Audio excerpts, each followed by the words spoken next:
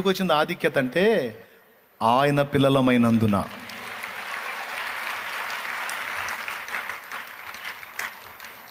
మళ్ళా నువ్వు ఏదో చిన్న పని చేసినా సరే, నువ్వు సామాన్యమైన ఇంట్లో ఇప్పుడు మామూలుగా కొంతమంది పనులు కొన్ని రకాలుగా ఉంటాయి. నువ్వు ఆఖరికి ఒక పని మనిషివైనా సరే, ఇళ్లల్లో పాచి పని చేసే పని మనిషివే కావచ్చు నువ్వు, కానీ నువ్వు బాప్తిస్మం పొంది ఉన్నట్లయితే పని మనిషివైన నీ చుట్టూ దేవదూతలు ఉంటారు. అన్నా నేను నా బతుకు ఇళ్లలో పాచి పని చేసుకొని బతికేదాన్ని అన్నా నేను, నాకు దేవదూతల కాపుదల ఏంటంటే సమాజం దృష్టిలో, మనుషుల దృష్టిలో నువ్వు పాచి పని చేసే వ్యక్తివే, కానీ దేవుని దృష్టిలో నువ్వు ఆయన ప్రియమైన కూతురివి. ఇంకా చెప్పాలంటే యువరాణివి నువ్వు. రారాజు నీ తండ్రి, ఆయన ముద్దుల కూతురివి, యువరాణివి నువ్వు.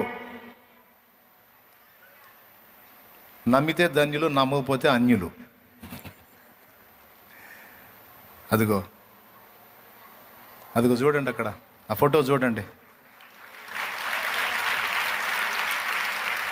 మారు మనసు పొంది రక్షణ పొందిన బిడ్డ బైబిల్ చదువుకుంటుంది, అక్కడ కూర్చొని. అది దూతల కాపుదల చూడు ఎలా ఉందో అదృశ్య రూపంలో. అది రియల్ అంటే రియల్ ఫోటో కాదు, అది నిజంగా మనకు ఆ కాపుదల ఉంది. నీకు తెలియదు సోదరా నీ విలువ, నీకు తెలియదు సోదరి నీ విలువ, అది నిజం. ఎంతమంది రౌండ్ వేశారో చూడు.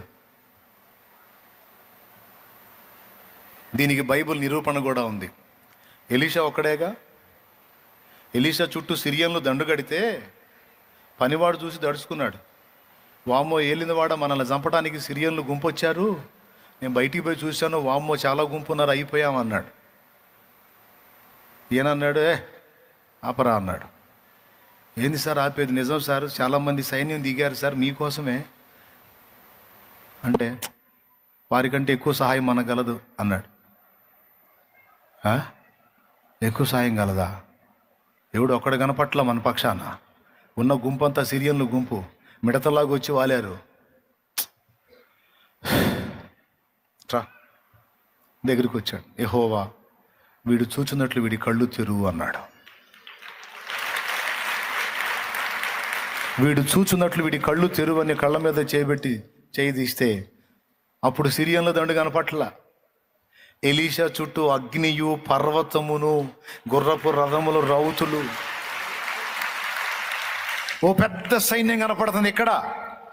మళ్ళీ ఎలీషా ఒక్కడే, ఆ ఒక్కడికి ఎంత సెక్యూరిటీయో చూడు. ఎందుకో తెలుసా? ఎలీషా దైవ ప్రవక్త. దైవ ప్రవక్త, దైవ ప్రవక్తకే అంత సెక్యూరిటీ ఉంటే సాక్షాత్తు దేవుడి కూతురికి కొడుక్కి.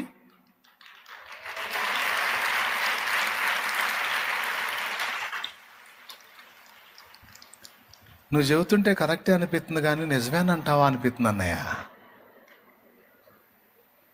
మీ ఫేసులు చూస్తే నాకు అర్థమవుతుందట, నిజంగా నిజమమ్మా, నిజంగా నిజం.